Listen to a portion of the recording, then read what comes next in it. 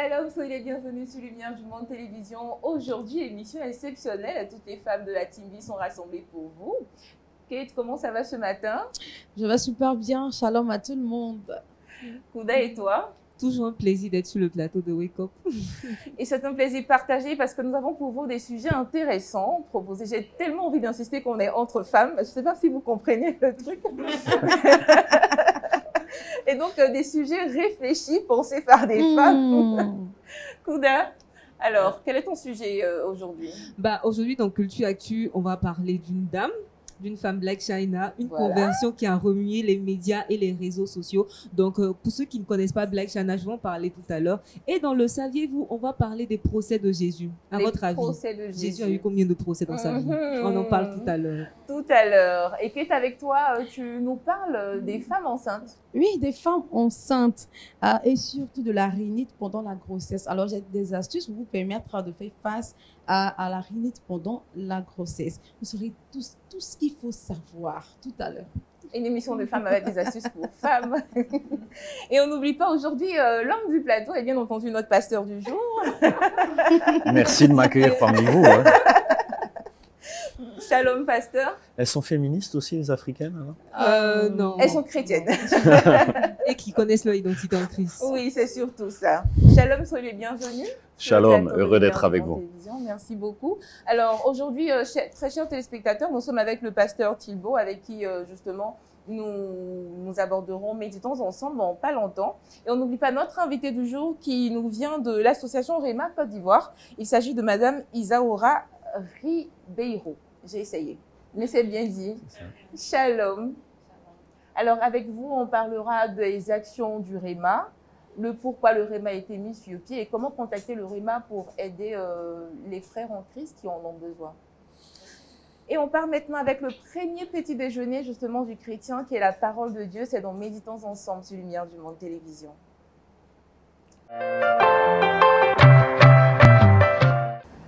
Pasteur Thibault Lavigne, vous avez la parole, on est tout tué, on a faim, on dira ça comme ça.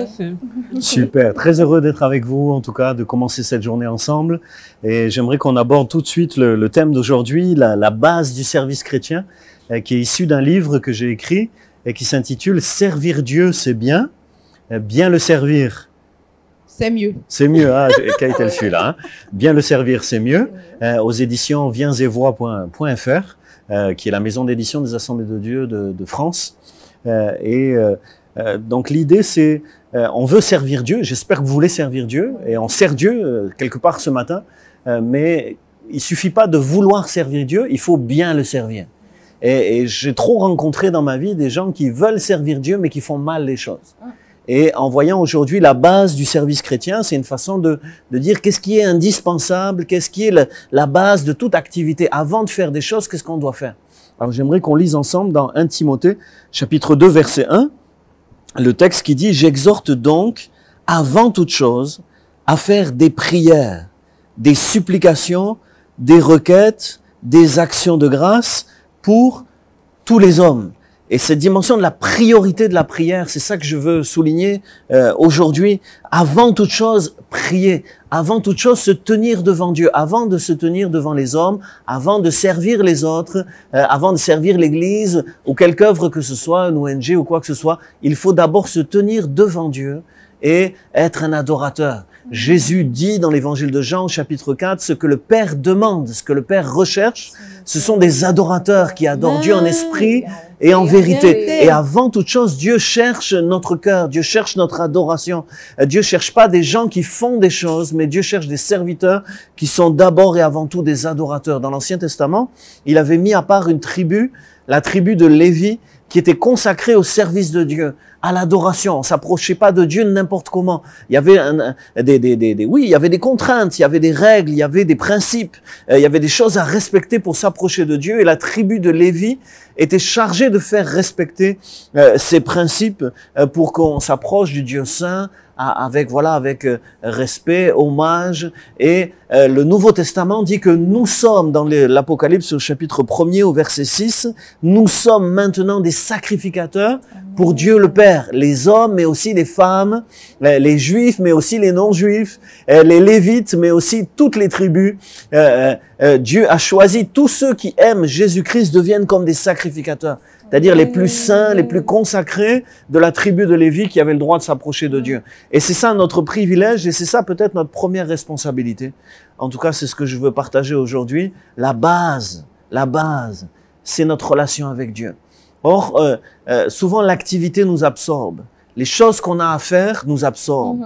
Souvent on est préoccupé par ce qu'on a à faire au lieu d'être préoccupé par la présence de Dieu.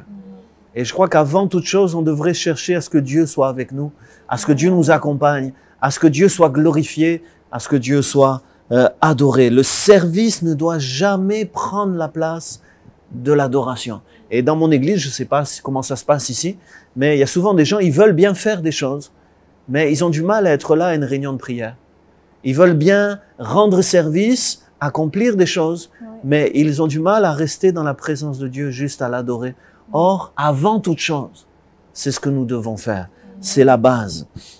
On trouve souvent deux excès dans les églises. On trouve des gens qui, ça arrive, moi j'en ai rencontré, des gens qui prient toujours et qui font jamais rien. Par exemple, dans le groupe étudiant où j'étais, où j'ai rencontré mon épouse, il y a quelques années, il y avait une jeune fille, elle était formidable, elle priait beaucoup, elle avait l'admiration de toutes les autres jeunes filles de ce groupe, parce qu'elle priait, c'était une femme de prière, mais dans son église, elle s'entendait pas avec le pasteur. Elle avait toujours un reproche à faire. Elle avait toujours un problème. En début d'année, elle était dans une église. 1 mois après, elle était dans une autre. 2 mois après, elle était dans une autre. Et au fond, je me suis rendu compte que cette fille, elle avait beau prier beaucoup. Quelque part, elle trouvait pas sa place et elle apportait rien à l'œuvre de Dieu. Parce qu'elle était instable.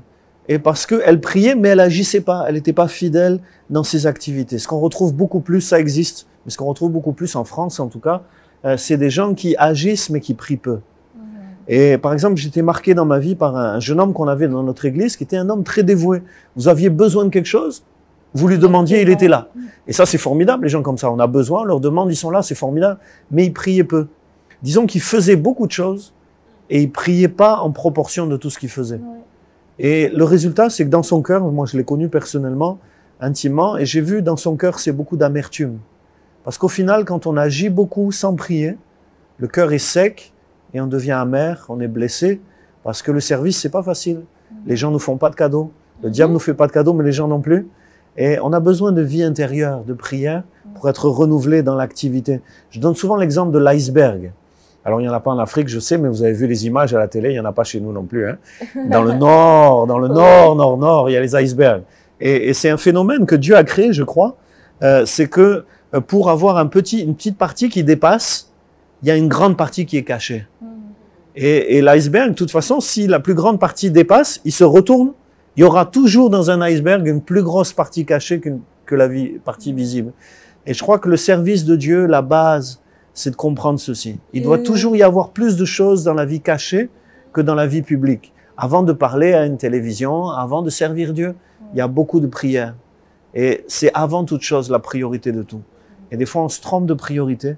Et à cause de ça, il y a des dégâts. Mais il faut revenir à la priorité. Comme l'iceberg, c'est ce qui est caché. La vie cachée, la vie intérieure, secrète. La piété personnelle, la relation avec Dieu. Ça, c'est vraiment essentiel. C'est un peu comme le carburant. La prière, la lecture biblique personnelle à la maison, face à face avec Dieu. C'est comme le carburant pour faire avancer les voitures. Voilà. Si tu veux avancer sans jamais remettre de l'essence, tu vas tomber en panne. Mais si tu reviens à la source, si tu remets le carburant de la présence de Dieu dans ta vie, alors tu pourras toujours avancer.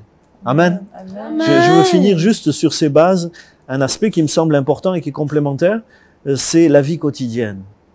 Il y a l'adoration, il y a la relation avec Dieu dans la prière, la lecture biblique quotidienne, et puis il y a la vie, la façon de vivre, notre mode de vie, notre façon de parler, nos réactions, nos relations. Je crois que une des clés du service, c'est le Saint-Esprit. Or, le Saint-Esprit, il peut être attristé, ou il peut se réjouir dans notre vie. Si on vit de manière charnelle, on ne va pas pouvoir servir de manière spirituelle. Il faut vivre de manière spirituelle. Il faut parler de manière spirituelle. Il faut penser de manière spirituelle. Il faut agir de manière spirituelle pour qu'après notre service soit spirituel. Il y a beaucoup de gens, pense qu'il y en a ici aussi. En tout cas, moi, j'en ai rencontré. Ils veulent être très spirituels à la Réunion. Et ils peuvent crier très fort et avoir des attitudes spirituelles, mais leur manière de vivre est très charnelle. Et il y a un contraste, ça va pas. Le Saint-Esprit est pas avec ça. C'est de l'hypocrisie. Il y a quelque chose qui marche pas. Et je crois qu'il y a même un test, et que c'est Dieu qui nous teste. Quand Dieu veut se servir de nous, Dieu nous teste, il nous contrarie. Et il nous apprend à réagir aux contrariétés. Il nous permet d'échouer. De se rendre compte qu'on est toujours pécheur. Et d'apprendre à mieux réagir à ce test de la vie. Alors, en finissant, j'aimerais dire, marchons par l'Esprit pour pouvoir servir par l'Esprit, avec toujours ce souci de plaire à Dieu dans notre vie. Si on plaît à Dieu dans notre manière de vivre à la maison, dans notre famille, avec notre femme, nos enfants, notre conjoint, avec nos parents, nos frères et sœurs, si on lui plaît, alors on va agir et Dieu sera avec nous dans le service. Mais si on lui déplaît, le Seigneur va pas nous accompagner dans notre activité. Amen. Amen. On peut prier. Seigneur, en commençant cette journée, on te prie vraiment de nous donner un cœur selon ton cœur, d'être des serviteurs et d'avoir cette vie d'adoration, cette vie de prière et cette vie quotidienne qui te plaît et qui te glorifie. Amen. Amen. Merci beaucoup, Pasteur Thibaut, pour ce message ce matin qui nous touche. On va quand même échanger sur le thème abordé qui est la base du service chrétien et qui a été tellement bien précisé, c'est d'avoir une vie de sanctification et surtout de marcher avec le Saint-Esprit. Kouda, à tes débuts de ta vie chrétienne, comment tu as surmonté toutes ces étapes difficiles? Moi, la difficulté, c'était pas au début, mais quand j'ai commencé à servir réellement le Seigneur, parce que en plus des émissions sur LMTV, je suis créatrice de contenu, et souvent, tu as envie de donner quelque chose à ces personnes qui suivent tes pages, mais quand tu n'es pas rempli toi-même, tu as du mal à communiquer. Et souvent, à cause des réseaux sociaux, tu te dis, il faut que je publie quelque chose, alors que le Seigneur t'a rien dit en fait. Tu as besoin toi-même de passer du temps dans la présence du Seigneur, te ressourcer avant de donner quelque chose aux gens. Donc, faudrait pas que en fait tout ce qui est digital aujourd'hui, tout ce qui est réseaux sociaux nous pousse à être superficiel, parce que ça pousse beaucoup à être superficiel. On doit comprendre que ce qui nous rend efficace, c'est vraiment le Saint-Esprit. Même si c'est un seul poste que tu fais par semaine, c'est que si c'est le cas, c'est que c'est le Seigneur qui a voulu. C'est vraiment pas par nous-mêmes qu'on fait ces choses-là. Donc, le message m'a vraiment touché. Je ne sais pas si c'est la douceur de la voix du pasteur, le Saint-Esprit, mais je pense que les deux. Parce qu'à un moment, la voix était vraiment marquée et ça a apaisé. Il y a une telle douceur dans la voix du pasteur. Donc, je pense que la voix du pasteur plus la présence du Saint-Esprit, le message m'a vraiment touché. Voilà. Du coup, tu sais que naturellement, je me tourne vers toi. C'est ça, effectivement. Moi, j'ai une question au pasteur. Vas-y. Alors, comment remonter la pente quand on sent que on s'éloigne un peu. Voilà, on s'éloigne un peu, on a plus de charisme. Comment on fait pour revenir à notre amour qui est vraiment la prière? Amen. Il faut prendre le temps. Il faut se placer devant Dieu. Il faut prendre le temps. Un jour, une femme me disait, en France, le problème, c'est que les Français, ils savent pas s'asseoir et rien faire. Ils sont toujours en train de faire quelque chose. Donc, comment ils trouveraient le temps de prier? Ils savent pas s'arrêter. Vous savez, les gens aujourd'hui, soit ils font quelque chose, soit ils regardent un écran. J'ai l'impression que c'est la même chose ici. Hein? Soit on fait des choses, soit on regarde un écran. Or, il faut laisser l'activité, il faut laisser l'écran et se placer devant Dieu. Et donc, si quelqu'un ressent qu'il a perdu quelque chose, prends le temps de rester devant Dieu. Prends le temps. C'est pas rapide. Des fois, 5 minutes suffisent. Des fois, il faut 1 heure ou plus. Mais il faut chercher la présence de Dieu. En tout cas, dans ma vie, je me rends compte que c'est ça la clé. C'est de chercher Dieu jusqu'à le trouver. Et quand tu l'as trouvé, ben, tu peux marcher avec lui. Mais tant que tu l'as pas trouvé, reste dans la présence de Dieu pour le trouver. Il y a quelque chose de sa présence qui vient à toi quand tu le cherches. Demander pardon. Souvent, si on a un peu reculé, c'est qu'on a commis des erreurs.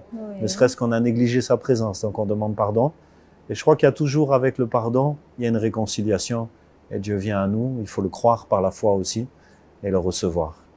Amen. Merci beaucoup, Pasteur Thibaut. Mais Kate, on attend toujours l'anecdote sur la difficulté traversée durant ta vie chrétienne jusqu'à ce jour. Bon, vraiment, je ne dirais pas de difficulté, parce qu'à chaque fois que je me suis retrouvée face aux épreuves, je suis habituée à ça. C'est pourquoi je m'appelle femme de feu. Donc, Amen. je suis habituée à traverser des situations. Donc, du coup, le Seigneur fait de telle sorte que je sois toujours attachée à sa parole. Donc, quel que soit, je me dis, ah Seigneur, quand je tombe, il me relève, tout ça. Donc, je ne pourrais pas dire comme ça, non. Mais le Seigneur m'a toujours, Le Seigneur est il m'a merveilleux. toujours mise à côté de lui. Le Seigneur est bon pour toi. Et toi, raconte-nous quelque chose. Le Seigneur est bon pour moi également. Un exemple, une anecdote, un témoignage, on veut savoir. Vous savez, la difficulté pour moi en tant que chrétien, c'est vraiment de résister au divertissement de notre entourage, que l'entourage nous propose. Est-ce que tu peux être chrétien et puis ton entourage, ta famille et tout ne sont pas vraiment dans la même veine que toi? Donc souvent, tu te demandes, est-ce que si je vais à tel anniversaire, est-ce que je suis pas en train de me distraire? Est-ce que ça ne me détourne pas? Est-ce que c'est, pour moi, en tout cas, c'est pas facile avec autant de monde que j'ai une grande famille et souvent vouloir faire plaisir aussi, ça t'envoie à faire basculer ta vie chrétienne un peu sur le côté en quelque sorte et puis se dire, bon, je vais voyager pour telle personne pour faire plaisir et ce jour-là, tu loupes le culte et un peu comme ça, c'est pas facile en tout cas. Le pasteur a quelque chose à dire. On peut traiter notre chère Agnès. Yann, Moi, je pense, avant que le pasteur ne parle, je pense souvent, il faut avoir des activités au sein de l'église. Il faut être soit dans le groupe de louange, Ouais, c'est au une service, au service d'accueil. Ça te permet de garder la flamme. Oui. Parce que tu sais qu'il y a des répétitions, il y a des réunions. Donc, même quand tu veux être distraite, il y a ce moment-là consacré au Seigneur dans ta vie tout au long de la semaine. Donc, ça te permet de garder la flamme. Je pense que c'est l'astuce que je peux donner. Amen. C'est Amen. une très bonne C'est une astuce. très bonne astuce. Peut-être une autre, mais complémentaire, parce que c'est une très bonne astuce, c'est de se donner des rendez-vous avec Dieu. Moi, des fois, ça m'arrive dans mon agenda, je note, voilà, là, c'est rendez-vous avec le Seigneur. En tout cas, tous les matins, tous les soirs, j'ai rendez-vous avec le Seigneur. Et puis, des fois, quand justement, je sens qu'il y a une petite baisse, on prend des rendez-vous avec le Seigneur. Du coup, ben, on dit aux gens, ben, j'ai un rendez-vous, je suis désolé. Oui. C'est marqué dans l'agenda. C'est super. Il faut C'est respecter. réservé. Mhm. C'est réservé. Merci beaucoup, pasteur. Merci, les très chères femmes de la Team Vie. Aujourd'hui, spéciale femme avec vous sur le plateau de Lumière du Monde Télévision. Nous avons pris plaisir à partager avec vous quelques conseils pour avoir de bonnes bases, justement, chrétiennes et servir le Christ dans la paix et dans l'amour de son prochain également. Et on n'oublie pas, la prochaine rubrique nous exhorte encore à mieux apprendre la parole de Dieu. Kouda, tu sais c'est laquelle? le défi biblique. Le défi biblique. Et justement, nous retrouvons notre invité du jour dans le défi biblique. Aujourd'hui, dans le défi biblique, notre invitée qui est Madame Isaura Ribeiro, voilà, se prêtera au jeu. Et le personnage biblique dont on parlera, eh bien, il s'agit de la pécheresse qui a lavé les pieds de Christ, puisque le nom n'est pas mentionné dans la Bible. Alors, ce personnage, qu'est-ce qu'il vous évoque? Qu'est-ce qu'il renvoie? Comment il vous édifie? Il y a beaucoup d'années, j'étais jeune convertie. J'ai justement joué à ce jeu-là. On avait une réunion et notre pasteur nous avait dit chacun de nous devait choisir un personnage biblique et puis partager sur ce personnage biblique. Et moi, j'ai choisi la pécheresse qui a lavé les pieds de Jésus avec ses larmes. Et parce qu'elle me touchait, sa vie me touchait, la façon dont elle s'est approchée du Seigneur, ça me touchait beaucoup parce que je voyais un peu de ma propre vie. Je viens parler donc de cette ONG qui remarque cette réhabilitation des marginaux, des toxicomanes. Et je dois dire que j'ai été toxicomane, donc j'ai une histoire de ténèbres avant de connaître la lumière. Donc cette femme me touchait beaucoup parce que la façon dont j'imagine la quantité de larmes qu'elle a dû verser pour pouvoir laver, parce qu'on ne lave pas les pieds avec de larmes. Elle a vraiment pleuré. Ça veut dire qu'elle était repentie de sa vie passée. Et je sentais la même chose. Je sentais que je ne voulais plus jamais retourner au monde. Je sentais que je ne voulais plus jamais retourner à mon ancienne vie. Et puis en même temps, elle était reconnaissante. C'était aussi des larmes de reconnaissance. Elle dit, Seigneur, tu m'as permis de te connaître. Donc, l'histoire de cette femme, j'y voyais quelque part mon histoire. C'est le personnage dans la Bible qui me touche le plus. J'ai déjà cherché avant l'Internet, dans tous les manuels, on ne trouve pas son nom. On croit par erreur, par la tradition chrétienne, qu'il s'agit de Marie-Madeleine. Mais il y a des preuves aujourd'hui qu'il ne s'agit pas de Marie-Madeleine. J'ai déjà cherché tout l'Internet, il n'a pas son nom nulle part. Personne ne semble savoir son nom. Elle est enregistrée dans la Bible seulement comme la pécheresse qui a lavé les pieds de Jésus avec ses larmes. C'est une très belle histoire de repentance, hein, qui nous renvoie un peu au message de ce matin. Lorsqu'on se sent éloigné, il ne faut pas hésiter à revenir aux pieds de Christ et puis pleurer, se repentir. Pasteur, le personnage, qu'est-ce qu'il vous évoque également? Moi, je trouve intéressant, et en fait, il y a deux fois cette dimension d'une femme qui... Donc, il y a celle qui pleure aux pieds de Jésus, qui nettoie ses pieds de ses larmes, et puis plus loin, il y a Marie de Béthanie, si je ne me trompe pas, qui verse son parfum. Et je pense que ces deux histoires nous ramènent à cette réalité de répandre notre cœur aux pieds du Seigneur. Et ça rejoint le thème que j'ai partagé, cette dimension de la piété personnelle, la relation tête à tête, cœur à cœur avec le Seigneur, pour ses péchés, pour ses fautes passées, mais aussi pour Marie de Béthanie, par reconnaissance, Jésus venait de ressusciter son frère Lazare. Et donc, voilà, il y a plusieurs raisons pour lesquelles on peut se tenir devant le Seigneur et répandre son cœur devant lui. Mais il y a comme un modèle qui est donné là. C'est intéressant que ce soit des femmes à chaque fois. Les hommes peut-être trop fiers pour le faire. Mais je crois qu'on a tous besoin de se tenir aux pieds du Seigneur. En tout cas, c'est la meilleure part, c'est notre place. Et c'est là que notre vie commence à changer aussi. En tout cas, cette pécheresse, elle reste comme la pécheresse qui a lavé les pieds de Jésus par ses larmes. Mais voilà, on ne sait pas si c'est Marie de Magdala ou quelqu'un d'autre, on ne sait pas. Mais il y a de fortes chances qu'elle n'ait pas retourné dans son péché, mais qu'elle a changé de vie. Et que là a démarré, il y a eu un nouveau départ pour elle. Un nouveau départ avec des bases solides. Un nouveau départ. Personnellement, qu'elle était parmi le groupe de femmes, parce qu'on sait qu'il y a un groupe de femmes qui suivaient Jésus pour le servir. Et je suis convaincue que la vie de cette femme a été transformée. Amen. Et que même si son nom n'apparaît nulle part dans la Bible, je suis convaincue qu'elle faisait partie de ce groupe de femmes qui suivaient Jésus. Amen. Amen. Alors, très chers téléspectateurs, on partage ici quelques secrets de la Bible, en quelque sorte, et nos connaissances. Vous avez compris, il s'agissait de la rubrique Le défi biblique, où notre invitée a pris la peine de partager la relation particulière qu'elle a développée avec cette histoire de la Bible, l'histoire de la pécheresse qui a lavé les pieds du Christ. Nous passons à présent à une autre rubrique qui nous permet justement de mieux apprendre du monde chrétien. C'est Culture Actu. Nous retrouvons cette fois Kouda.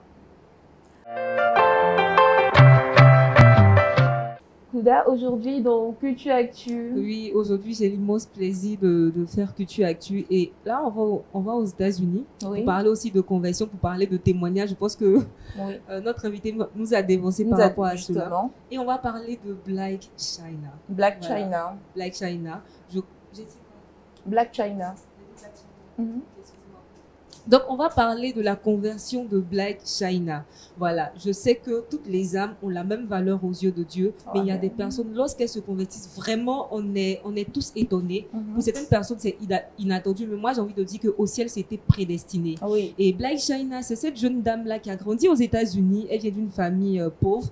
Elle a tourné dans tout ce qui est striptease, dans des productions pour adultes. Elle était vraiment connue. Elle est toujours connue dans l'industrie du divertissement. Elle a fait des téléréalités. Elle a tourné dans des clips de beaucoup de rappeurs. C'était cette femme-là qui était en fait symbole de la femme qui utilise ses atouts physiques pour se faire un nom. Donc, imaginez tout le cliché qui va avec dans les clips. Elle est sexy, elle danse. Voilà, la bimbo qu'on imagine, c'était elle, cette dame-là très connue sur les réseaux sociaux. Et en 2020, lorsqu'il y a eu la Covid, elle a basculé dans l'industrie du OnlyFans, où elle était l'une des pionnières, l'une des personnes même les plus célèbres de cette industrie, qui est toujours liée à tout ce qui est industrie pour les adultes. Donc vraiment, elle avait une réputation. Et récemment, de femme fatale. Et récemment, sur les réseaux sociaux, elle a commencé à partager un bout de son témoignage.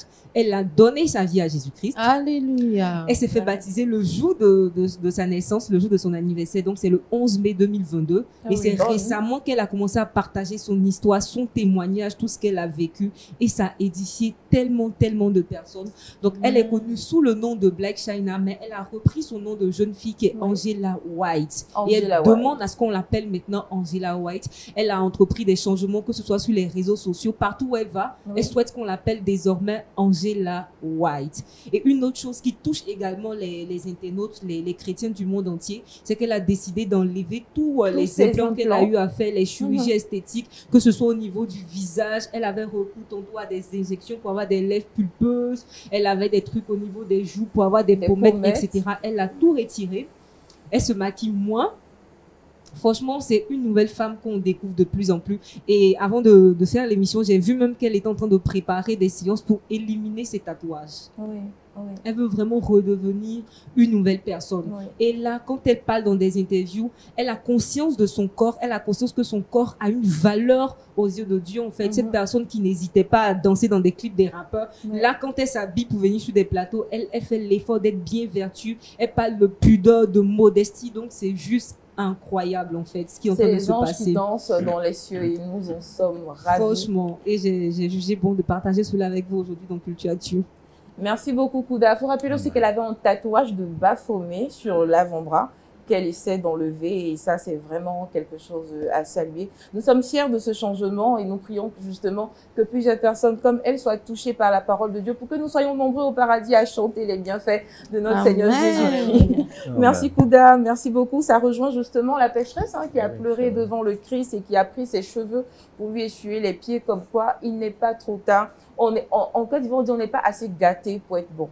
Voilà, parce que tu as tellement fait de péché qu'on suppose que du genre, tu es comme un fruit pourri. On n'est pas assez pourri pour appartenir à Christ, pour revenir. On peut renaître de nouveau et être de nouvelles personnes pour servir la bonne cause qui est justement annoncer l'évangile et faire encore plus d'âmes pour le Christ. Et j'aimerais préciser un truc, c'est qu'elle dit que c'est pas comme si elle est tombée malade, c'est pas comme si elle a eu un problème véritablement. Qui l'a incité à donner sa vie à Jésus-Christ, mais elle a ressenti en fait cet appel dans son cœur. Parce que beaucoup de personnes, c'est lorsqu'ils sont sur le point de mourir, qu'ils vont se souvenir qu'il y a un Jésus qui existe. Mais là, j'ai ressenti ce besoin-là dans mon cœur de chercher Jésus-Christ et elle a entrepris cette marche-là. Et voilà, c'était bon de mentionner ce détail-là. Pour dire, on ne doit pas attendre d'être au bord de la tombe. Comme le voleur sur la croix, mais oui, c'est sa grâce. On peut avoir cette grâce-là, justement, de dernière minute. Donc, mieux vaut maintenant, et pour ne pas éviter les surprises désagréables, on ne sait jamais. La mort, elle vient, elle prend tout le monde à n'importe quel moment. Merci beaucoup, Kouda, pour cette information qui nous apprend encore plus du monde chrétien, du peuple de Dieu qui s'élargit et qui grandit. Et nous partons justement à notre rubrique du jour avec notre invité qui a donné un bref aperçu de son témoignage. Et donc, on la retrouve maintenant dans l'invité du jour. Tous les téléspectateurs qui nous prennent en cours, il s'agit de Isaora Ribeiro qui nous vient du REMA Côte d'Ivoire. Déjà, nous allons rappeler qu'est-ce que le REMA? REMA, c'est la sigle de réhabilitation des marginaux. D'accord. Donc, c'est une ONG, c'est une communauté chrétienne. Ce sont des centres d'accueil pour ceux qui, d'une façon ou d'une autre, se trouvent marginalisés par la société. Remar a commencé en Espagne, à Victoria, dans les années 80, en 82, où le Portugal et l'Espagne étaient ravagés par l'héroïne. Donc, c'était les premiers marginaux que l'ONG, c'est une famille qui venait de se convertir, c'est notre fondateur, le pasteur Miguel Diaz, qu'il venait de se convertir et selon son témoignage, il dit il ne voulait pas être un chrétien de dimanche. Il voulait faire quelque chose. Il a senti l'appel de faire quelque chose. Donc, il a commencé dans sa propre maison à recevoir des jeunes qu'il connaissait qui étaient accros à l'héroïne et il les aidait à laisser. Et les choses ont pris de l'ampleur. Il a pu acheter une ferme qui est le berceau de Remar International. C'est à Victoria aussi, Mandiola, où il a commencé à recevoir des garçons. Et ils ont pu avoir une maison aussi pour recevoir des femmes. Et très vite, du Portugal, les églises ont demandé de l'aide parce que le Portugal également était ravagé par l'héroïne. Et c'était une association, c'est devenu une ONG. C'est vite répandu en Europe. Aujourd'hui, l'ONG Remar est dans 74 pays du monde. Et dans l'Afrique de l'Ouest, nous sommes dans 14 pays. En Afrique, le travail c'est encore plus diversifié parce que il y a des phénomènes comme les enfants de la rue, Oui. des choses qui n'existent pas trop en Europe, que normalement sont pris par l'État. Donc en arrivant en Afrique, les missionnaires se sont rendus compte de ce besoin-là, qu'on venait avec beaucoup d'enfants et on a commencé aussi à recevoir d'enfants. Donc actuellement, en Afrique de l'Ouest et en Côte d'Ivoire aussi, nous travaillons avec des toxicomanes, des alcooliques, des prostituées, des enfants de la rue et aussi des démunis, des orphelins, des mères célibataires, des femmes qui se tombent enceintes et que l'homme ne prend pas en charge de la grossesse. Tous ces cas-là, nous aidons. Et bon, nous avons différents centres parce que bon, à un moment donné, on ne pouvait pas avoir les toxicomanes mélangés avec les drogués et tout ça. Donc, les garçons et les filles ont toujours été séparés, mais il a fallu faire des centres spécifiques pour les enfants. Nous sommes très fiers d'avoir pu inaugurer une école à Niama. Nous avons une école à Niama pour nos propres enfants. Bravo. Qui sont pensionnaires du centre d'Anyama. Et nous ouvrons l'école aussi au quartier des alentours pour que des familles démunies aussi puissent inscrire leurs enfants et pour qu'ils puissent aussi aller à l'école. Donc, je pense que j'ai touché à peu près tout ce que nous faisons en Côte d'Ivoire. Nous sommes actuellement 350-400 personnes. Je dois dire que la plupart, ce sont des jeunes, je dirais des jeunes toxicomanes ou des jeunes de la rue, parce qu'il y a beaucoup en Côte d'Ivoire, il y a beaucoup de jeunes délinquants qui ne sont pas forcément des grands toxicomanes, qui touchent un peu à tout, et surtout au vol et à la vie de la rue, à la vie du ghetto. Et nous faisons souvent des visites dans les ghettos d'Abidjan pour les inviter à venir chez nous. Il y a beaucoup qui viennent, il y a d'autres aussi qui repartent. C'est un travail qui a un grand taux d'échec parce que pas tous sont prêts à changer. Mais si en chaque 10 qu'on invite à rentrer, s'il y en a 2 qui ont leur vie changée, je pense que ça vaut bien la peine. Donc, c'est pour ça que nous sommes là. Je voudrais faire un appel à toutes les familles parce que bon, nous avons un infoline, c'est moi-même, je gère et des parents désespérés m'appellent et j'écoute des histoires, souvent des mamans. Et je veux dire à ces familles-là, me voici, je suis l'exemple. Il y en a des centaines d'exemples chez nous que c'est possible. C'est possible d'arrêter de boire, c'est possible d'arrêter la drogue.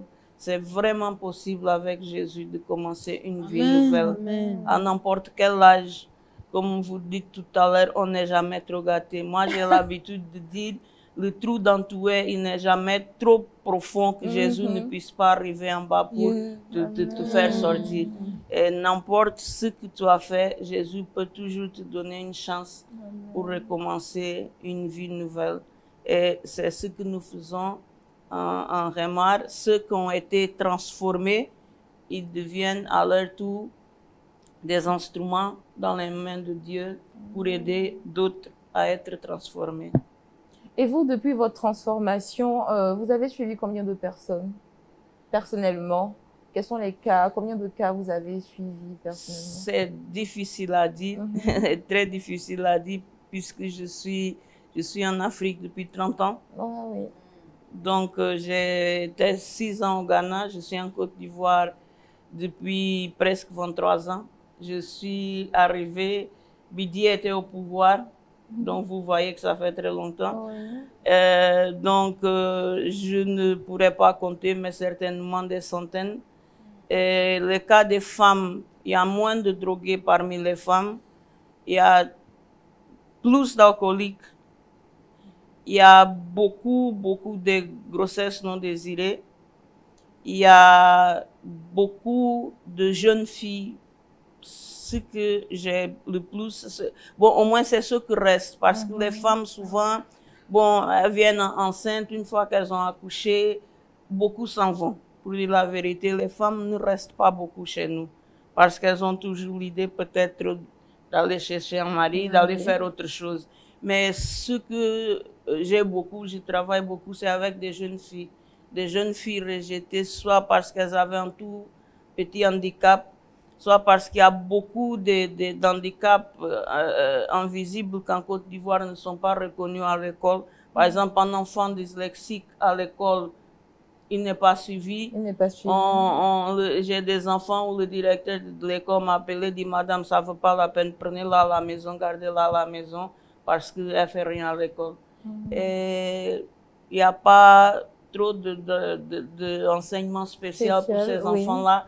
Donc souvent, on se retrouve avec des jeunes filles que peut-être avec des professionnels, elles pourraient apprendre, mais qui se trouvent un peu enfermées parce qu'elles n'ont pas réussi à l'école.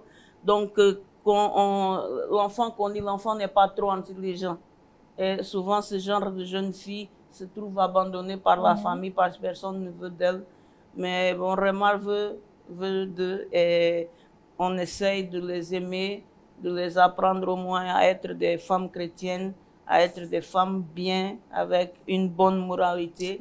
Et ça, déjà, je pense que c'est une formation. Merci beaucoup, Madame Isaura. Que Dieu puisse vous bénir justement dans cette mission que vous êtes donnée, vous et le RIMA Côte d'Ivoire, qui aide nombre de personnes atteintes d'addiction à la drogue, à l'alcool, ou souvent des femmes qui sont victimes d'abandon suite à des grossesses non désirées et qui sont souvent chassées des foyers parfois. Exactement. Donc, merci beaucoup pour tout ce que vous faites pour les futurs chrétiens. Vous avez des baptisés souvent? Plusieurs baptisés? Oui, nous avons des congrès annuels où nous faisons des baptêmes. Donc, nous avons des baptisés toutes les années. Et bon, le groupe augmente peu à peu. Le Seigneur ajoute chaque année des ouvriers. Il y a des ouvriers ivoiriens, il y a des pasteurs ivoiriens. Il faut dire que nous ne sommes pas seulement une église, nous sommes une communauté. Bon, notre église s'appelle Corps du Christ. C'est juste pour donner un nom à l'église, pour ne pas utiliser le nom de l'église ONG Remar, ça ne dit pas grand-chose.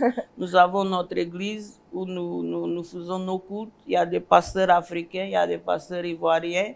Donc, ça avance petit à petit dans le temps du Seigneur. Ça avance et les Ivoiriens sont en train de devenir des disciples. Actuellement, pour dire la vérité, mon époux et moi, il y a un missionnaire espagnol. Nous sommes actuellement 4 missionnaires européens ici. Le reste sont des ouvriers ivoiriens et ils font du beau travail. Il y a des disciples vraiment fidèles qui veulent aider leurs prochains. Et c'est eux qui connaissent mieux que nous la culture africaine et le milieu de la rue d'Abidjan. Et c'est eux qui peuvent mieux témoigner et mieux aider ceux qui sont les locaux, les nationaux. Voilà, ceux qui sont où ils étaient un jour. Voilà, j'aimerais laisser les contacts si vous me permettez. Voilà, notre bureau central c'est le 05 56 99 29 40. Et nous avons une infoline. Si vous avez des questions sur la toxicomanie, si vous avez besoin de conseils, c'est moi-même, je suis de l'autre côté du téléphone, donc je me ferai un grand plaisir de vous aider. C'est le 07 2 fois 77 63 62. Merci beaucoup. Nous avons tout plaisir à recevoir le RIMA représenté ce matin ici par Madame Isaura Ribeiro, qui nous a brièvement expliqué les actions et comment le RIMA justement milite pour récupérer des âmes à Christ. Et nous poursuivons ce rendez-vous matinal sur Lumière du Monde Télévision. Nous retrouvons Kate qui, pour ce numéro, nous parle d'astuces en faveur des femmes enceintes. Donc, le traditionnel shalom aux astuciers et aux astucières. On le sait, pendant la grossesse, beaucoup de changements se font au niveau du corps de la femme. Donc, la femme subit beaucoup de changements. On constate que les humeurs vont changer, le corps va changer, la poitrine va prendre du volume. Vraiment beaucoup de choses. Elle sera plus belle. Elle sera plus belle pour certaines. Pour certaines, ça dépend. Ça dépend. Elles sont toujours belles. Bon, ça dépend. Je dis que ça dépend. Alors, à part tous ces changements-là, il y a le nez qui grossit. Et nous avons vu sur les réseaux sociaux les femmes qui mettent la photo de leur visage, donc du nez, la grosseur du nez pendant la grossesse et après la grossesse, hein, la photo du nez. On voit un grand changement. Donc, pendant la grossesse, le nez va grossir et après la grossesse, le nez va normalement reprendre sa forme. Alors, selon les spécialistes, pendant la grossesse, le niveau d'oestrogène augmente. Et donc, le niveau d'oestrogène augmente dans le sang. C'est ce qui fait gonfler les parois intérieures du nez. Mais malheureusement, ces modifications ne sont pas graves, c'est bien, mais malheureusement, ça cause la rhinite chez la femme. Donc, on a le nez qui est bouché, on a du mal à respirer, mais on a également des écoulements nasaux. Alors, pour faire face à tous ces désagréments, j'ai sélectionné pour vous 3 astuces. La première chose à faire, c'est de couper un oignon en 2. D'accord. Ensuite, vous mettez juste la moitié de cet oignon sous votre oreiller et vous vous couchez. Tout simplement. Tout simplement.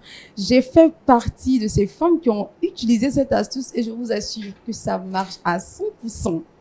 La deuxième astuce, c'est tout simplement d'inhaler l'eau chaude. Donc, l'eau salée, chaude. Vous allez juste faire chauffer de l'eau. Vous allez ajouter à cette eau une ou deux pincées de sel et vous essayez d'inhaler simplement la vapeur. Ça va vous permettre de déboucher vos narines. Ensuite, je vous encourage à boire régulièrement des boissons chaudes. Donc, des boissons chaudes accompagnées du miel et du citron. Mais n'abusez pas du citron surtout. Donc, j'aurais préféré que vous utilisiez simplement le miel. Mais si vous sentez que vous avez du mal à cause de la nausée et autres, juste quelques gouttes de citron, ça suffit pour votre boisson. Quand vous sentez que vous avez le nez qui est bouché, vous avez du mal à respirer, la gorge qui démange, ça va vous permettre de retrouver le punch et donc d'avoir une bonne respiration parce qu'il faut bien respirer. On a déjà le poids du bébé dans le ventre. On respire pour 2. Voilà, vous respirez pour 2 en fait. Donc faites l'effort d'appliquer ces 3 astuces et je suis certaine que vous trouverez celle qui marchera avec vous. Voilà. Merci beaucoup, Kate. On résume l'oignon qui vient avec son odeur, l'eau qui est plus pratique, mais de l'eau chaude, pour inhaler et puis justement la vapeur qui va déboucher les conduits nasaux. Ensuite, les boissons chaudes, soit au gingembre, mais qui contiennent du citron pour justement les antioxydants. Effectivement. Merci, Kate. Et on poursuit notre randonnée de ce matin où nous retrouvons Kouda qui nous parle justement de ce que nous devons savoir ou qui démystifie les mystères. Elle a remplacé Aristide ce matin et démystifie les mystères et vous avez compris, nous sommes dans la rubrique Le saviez-vous. Alors, le saviez-vous, que devons-nous savoir? J'ai envie de vous poser la question, avez-vous une idée du nombre de procès que Jésus-Christ a subis selon les évangiles? Tu m'interviews? Parce que moi je peux tricher, on a échangé avant. Bon, donc tu ne vas pas répondre à la question. Bon, je donne la réponse pour qu'on puisse avancer. Il s'agit de 3 grands procès. 3 grands procès. Les 3 grands procès que Jésus-Christ a eu à vivre. Le premier, c'était devant Caïphe qui est un grand prêtre juif et le Sanhédrin. Donc là, c'était devant une assemblée religieuse juive. C'était le premier procès de Jésus. Il était accusé de blasphème. Et son deuxième procès, c'est devant le deuxième procès, c'est devant le gouverneur romain Ponce Pilate. Oui. Voilà. Là aussi, il a été condamné. Dans ce cas-ci, Jésus-Christ a été condamné parce qu'il s'est fait proclamer Dieu. Il s'est proclamé Dieu, c'est aussi un blasphème. Pour ça, on l'a condamné, on l'a jugé. Et le troisième procès, c'est devant Hérode Antipas. Dans ce cas-ci, il n'a pas été jugé, il a comparu, mais le procès n'est pas allé au bout. Et je précise que Hérode Antipas, c'est celui-là même qui a condamné Jean-Baptiste à mort. Donc Jésus-Christ pouvait passer aussi par là, mais ce n'était pas le moment pour lui. Donc c'est les 3 grands procès de Jésus-Christ. Voilà. Merci Kouda. Maintenant, nous savons que dans la Bible, il y a 3 procès auxquels le Christ justement a pris part en tant qu'accusé et puis simplement en tant que il a juste comparu pour donner son avis sur certains propos qui lui étaient reprochés. Et nous poursuivons notre randonnée. Nous sommes à l'avant-dernière rubrique où il s'agit de Pasteur, je veux savoir, la nouvelle rubrique qui permet aux téléspectateurs, aux internautes de nous soumettre leurs préoccupations. Et c'est maintenant. La question est la suivante, Pasteur Thibault, elle s'adresse à vous. Pasteur, je veux savoir, j'ai prié contre l'ennemi parce que je soupçonnais les œuvres de l'ennemi, surtout la sorcellerie. Le lendemain, ma belle-mère est morte. Est-ce le résultat de ma prière? Pas forcément. Pas forcément. Je pense que c'est possible que la belle-mère était une sorcière et qu'il y ait une relation, mais pas obligatoirement. Je pense qu'il faut pas faire ce genre de relation. Parce que qui dit décès de la belle-mère, dit quand même deuil pour le mari. Oui. Et donc, je pense que c'est pas le moment de faire ce genre d'hypothèse. C'est le moment de soutenir son mari qui vient de perdre sa maman. Et voilà, faut pas tout spiritualiser. Il y a un deuil à vivre et il faut se concentrer sur ça. Je pense que la réponse est donnée, très cher téléspectateur, si vous nous suivez ce matin. Dans ce genre de cas, il ne faut pas essayer d'établir une relation entre les faits qui se sont passés après la prière et le vœu ou les attentes, justement, lorsqu'on fait cette prière. Kouda, t'es pas d'accord? Bon, moi, j'ai envie de vous demander, est-ce que la belle-mère était malade? Est-ce qu'il y a eu des symptômes ou c'est juste une mort brusque comme ça? Est-ce qu'on doit prendre en compte ces détails-là? Si elle n'était pas malade, pasteur, et c'est le lendemain, pour rien, la dame décède, est-ce que là, on ne peut pas faire un lien? Moi, dans tous les cas, je pense que ce genre d'hypothèse nous fait perdre du temps et de l'énergie. Maintenant, elle est morte, c'est fini. Hein. Donc, ça ne sert à rien de se poser toutes ces questions. Il faut se concentrer sur son mari, l'aimer, le soutenir. Perdre sa maman, c'est une des choses les plus graves qui peut nous arriver dans la vie. Au fond, se préoccuper de ça, c'est être centré sur soi et sur ces questions de sorcellerie et oublier que dans ce qui se passe là, le plus important, c'est un homme qui est le mari de cette femme qui a perdu sa maman. Et c'est ça, sur ça qu'il faut concentrer son temps et son énergie, prendre soin de lui. Et comme la Bible dit, laisser les morts enterrer le mort et justement vivre l'instant présent, être un soutien, être une femme qui épaule, qui console et justement qui joue son rôle de femme pleinement auprès de son mari. Et pour vous, très chers téléspectateurs, qui vous nous avez suivis depuis l'entame de cette émission, nous avons un verset boussole pour vous conduire à rester sur le bon chemin qui est le chemin de Jésus-Christ et c'est Kate qui le donne. 1 Timothée 2, verset 1, j'exhorte donc avant toute chose à faire des prières, des supplications, des requêtes, des actions de grâce pour tous les hommes. Amen. C'est sur ce verset que se ferme notre rendez-vous de ce matin. Merci de nous avoir suivis sur Lumière du Monde Télévision. Bien de choses à vous. Que Dieu vous bénisse. Shalom. Shalom, shalom.